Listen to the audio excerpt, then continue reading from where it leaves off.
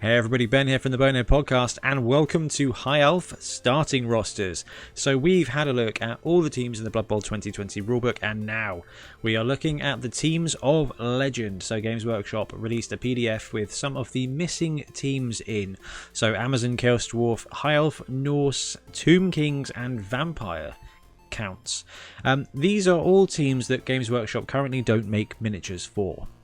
So you're going to have to find them elsewhere. However, they are very cool teams, and I'm really glad that Games Workshop released it so that those people who do have those teams can play them. And you guys who are interested in miniatures from other games or interested in putting teams together from bits and bobs you've found everywhere, it gives you a bit of creativity as well, which is really cool. So what we're going to do is we're going to have a look at just what you can get for $1 million for High Elves.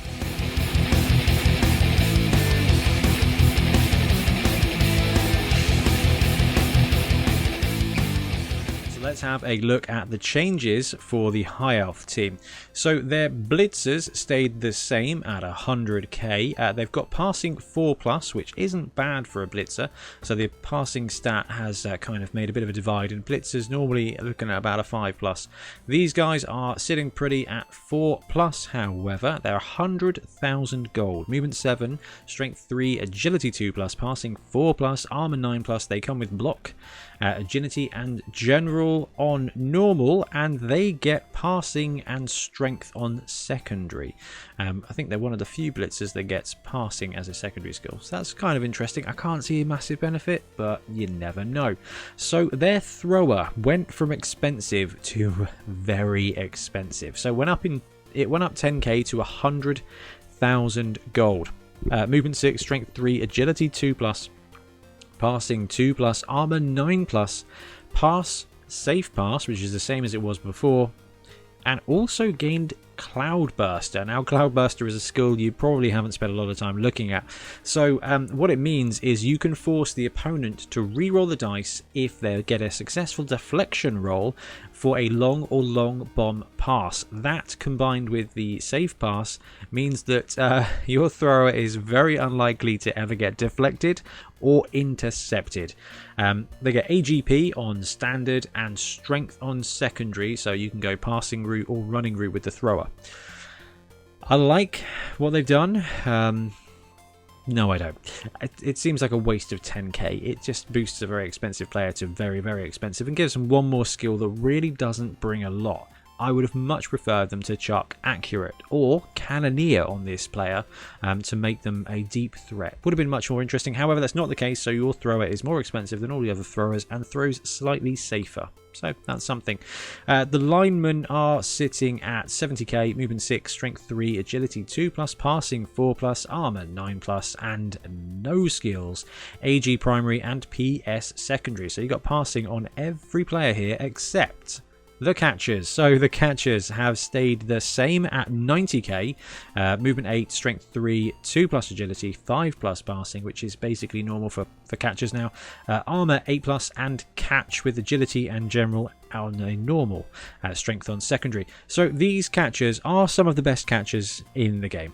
That cannot be disputed, and the reason it cannot be disputed is because, for all intents and purposes, they are real similar to the Pro Elf Pro Elf catchers. However, the Pro Elf catchers come with Nerves of Steel. These guys don't, so little bit of a bust there.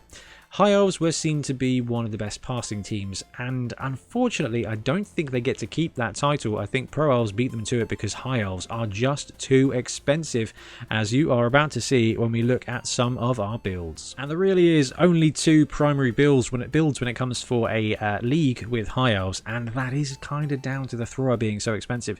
So their rerolls are only 50k, same as Dark Elves. But you struggle to get these positionals in here. So we are looking at a 2 reroll build with for 1,000 gold pieces. You get 2 blitzers, 1 thrower, 2 catchers, 6 linemen. So 11 players and 2 rerolls. You're thinking, that's alright. Dark Elves start with 2 rerolls all the time anyway, and that's just about okay. The difference is with the Dark Elf team is they don't want to throw things, and they've got 4 guys with block or dodge at the beginning, depending on whether you go 3 and 1 or 2 and 2 with Witch Elves. So the fact you got 2 guys with block, and that is maxed out, and I really cannot stress enough how important it is to start with your blitzers, because they are going to be some of the better players in the game. Having the 2 reroll build does give you a thrower and 2 catchers, so you do get to have a lot of fun with throwing, and there's some stuff there that you can do to develop your team and speed along to that 3rd reroll. So skills wise, very, very quickly, blitzers, dodge straight away, make some blodgers, makes them really effective at movement 7, agility 2 plus blodger is very tasty. The thrower, getting cannoneer or accurate will increase that passing threat, so you can kind of giving them accurate means it's a 1+2+ for a quick and short pass. Cannoneer means that it's a 2+3+, 3+4+, so you're 3+ balling 9 squares. That's a massive, massive game. 3+ with a reroll as well for that pass, very useful. Having the catchers there to catch. Now, these movement 8 guys are really good, and strength 3 means that they are very good on offense and defense, and they're pretty safe. It's a tough choice between block and blodge. No, between block and dodge. Ultimately, blodge will be a great combination for them, and they will be able to score those touchdowns to get those SPPs, to get both skills. I recommend dodge at first, because it's just going to mean that they can score easier, and the more they score, the more gold you get, the more skills they get, and therefore the more scores you get, therefore the more skills they get, the more for. It's basically an endless loop of maximizing your income from your catches, because every touchdown in this edition is worth an extra 10k. So giving them dodge early on is just going to speed up their ability to get more gold. And you want to save up 100k to pick up that 3rd reroll, but what you can do if you want is take leader early on the thrower to get that 3rd reroll. It's a really tough decision, and this is something that's probably going to be the biggest sticking point for high elf coaches, is the thrower in this team is too important to just be a leader caddy. But then you kind of want that reroll. So it's going to be really interesting skill development for this team. However, this roster here gives you a bit of everything. It is a tier 2 list. It's a tier 2 team, and this is a tier 2 list. You've got 2 block, 2 catch, 1 throw. These guys are essentially Edge 2+ humans in a lot of ways, and but they don't have the numbers and they don't have the reroll, so it's quite a challenge. You can do a lot of stuff though, and those catches are going to get you more money. And this is the other roster that you've got to kind of choose from. If you want to start with 3 rerolls, you can take 2 blitzers. That's it. So 2 blitzers, 9 linemen, and 3 rerolls, or 1 blitzer, 1 thrower, and 9 linemen, 3 rerolls. This is the sad bit when it comes to the thrower going up in cost, is you can drop both those catches and you are 10k short of being able to afford that 3rd reroll. So if you want to start with the reroll, you can do it, but you are going to pay for it. I much prefer the other roster. Yeah, you're saving up 100k, but if you think about it, with this team scoring 2 to 3 touchdowns a game, that is only 2 to 3 games before you pick up that 3rd reroll. I do recommend you pick up that 3rd reroll.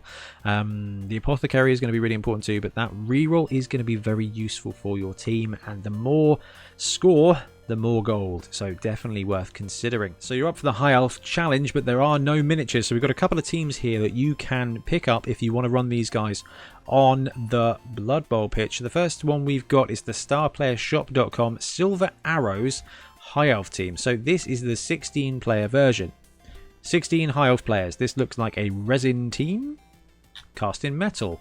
I'm a big fan of that. 59.96 euros, so 60 euros. Now this is 25% off at the moment. I don't know how soon it's going to go up to full price. At 60 euros you get a full team, and it is a full team. So if you have a look there, you've got 2 blitzers, 2 catchers, 2 throwers, and the rest are linemen. You've even got a couple of kickers in there. Now the cool thing about these players is if there's flexibility there. There's a couple of running players that you could use as linemen, throwers, or as catchers. So there is flexibility within this, and you get 16 players.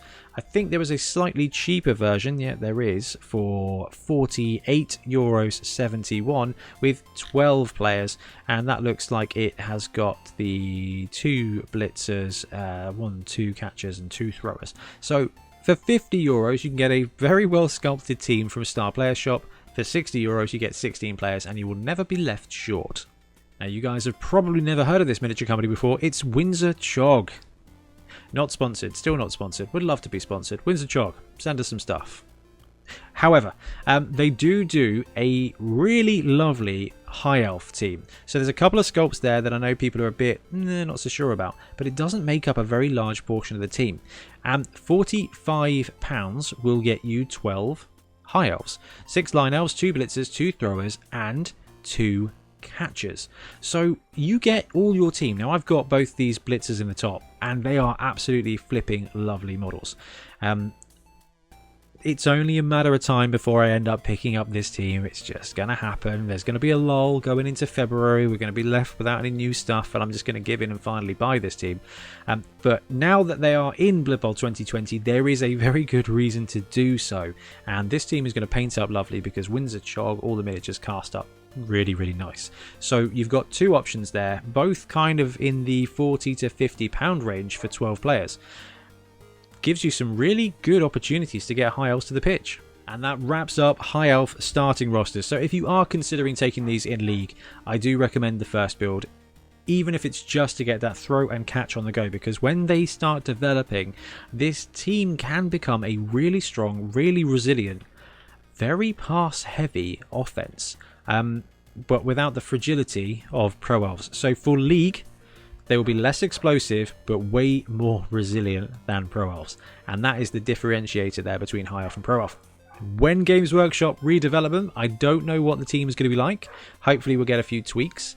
Yeah, that is going to wrap it up for the High Elf video. Let me know in the comments below what you think of this team, what you think is going to change, whether you're running them or not in your next season. And we'll be back again soon for some more Blood Bowl content.